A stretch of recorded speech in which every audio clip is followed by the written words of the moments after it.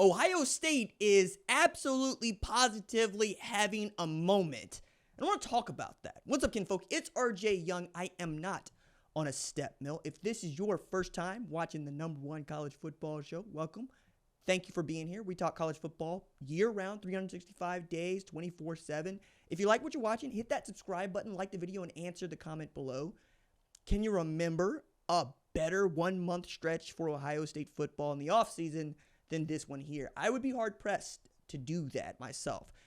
I think a couple of things come to the forefront, and one of the reasons that I think we're doing this today as opposed to, say, tomorrow is we learned that Jim Tressel will be lieutenant governor in the state of Ohio, which is fitting for a football coach whose nickname as a football coach is the Senator.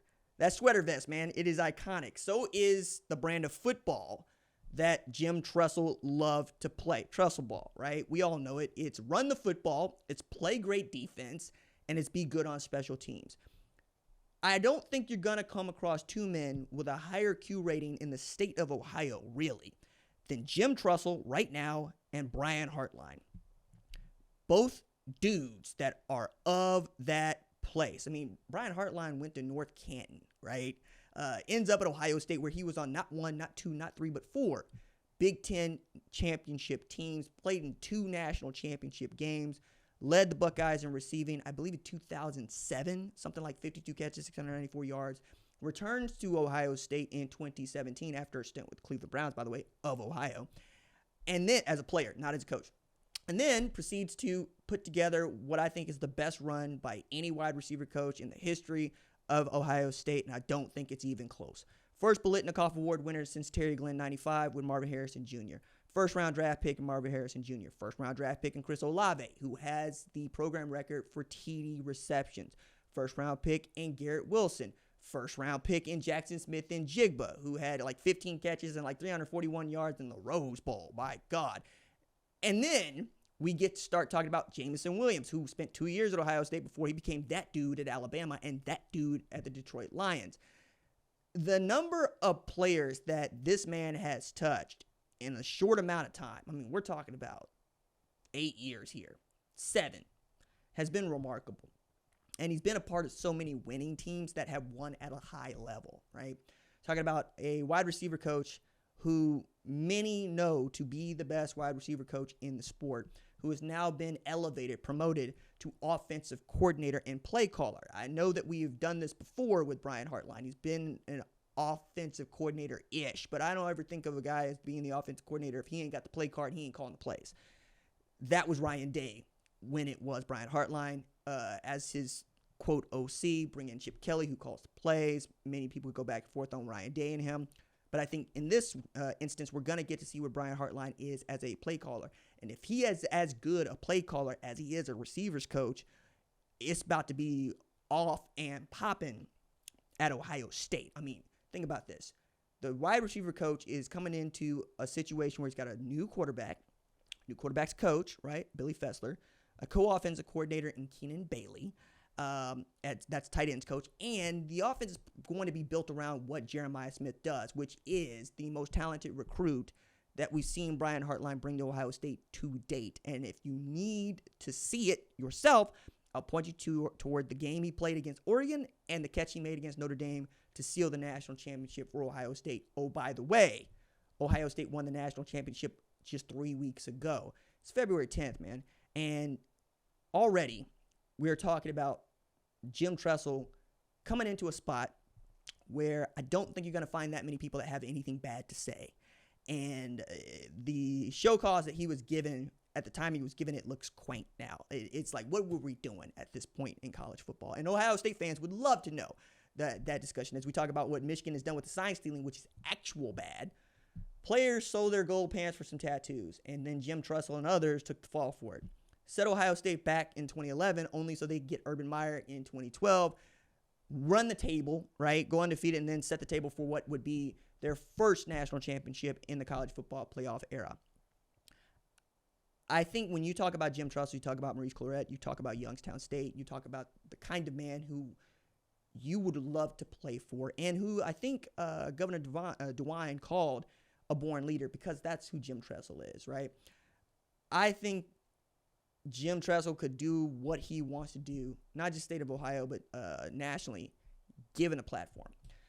I think the same thing is true of Brian Hartline. I realize that there are many Ohio State fans who already believe that Ryan Day has just promoted his successor in Hartline, but y'all be fickle. And if the offense is stagnant and y'all don't see it getting better, y'all will ask for somebody else, maybe even Ryan Day, to start calling the plays. So we'll see how you feel about this come November. But for the time being, I think this is a really cool place for Buckeye fans to be. But you can't have it all, right? That's what we're learning here. If your work and business are going well, your home life probably ain't. If your home life's going well, work and business probably isn't. And in this way, it's working out for Ohio State. You win the national championship. You become the first team to beat top five opponents in the same season. You truck Texas, you truck Notre Dame, you truck Oregon, you truck Tennessee, you truck Penn State. You can't beat Michigan, and Michigan knows it. That part is going to sting for as long as it's going to sting. I think since winning the national championship, that has died down quite significantly.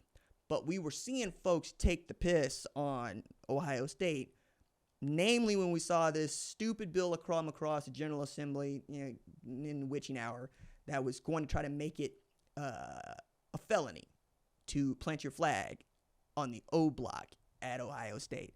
Ohio State fans like, hey, dog, we not that soft. And, dude is representing Toledo, but he went to Michigan fan. It's been that way. So you can have almost everything, but not everything. That said, man, I've been trying to rack my brain with what I think Brian Hartline's rise has looked a lot like, because it's not unique, but it's not one you see every day, right? The last wide receiver coach that I can think of who had this kind of sway, where he becomes a coordinator play caller, where he could more or less call his own shot, but also just wanted to coach at the place he wanted to coach. Maybe that's Dabo Swinney, but even then, Dabo Swinney was the interim because he came home after learning he became the interim head coach, said, we got fired today, to his wife, because that's usually what happens, right? You're about to go get fired because they just need you to hold down the fort till they go get the next guy. Turned out he was the next guy. And he is going to go into the College Football Hall of Fame, I think, unless he changes course, as a guy who never was a coordinator in his life.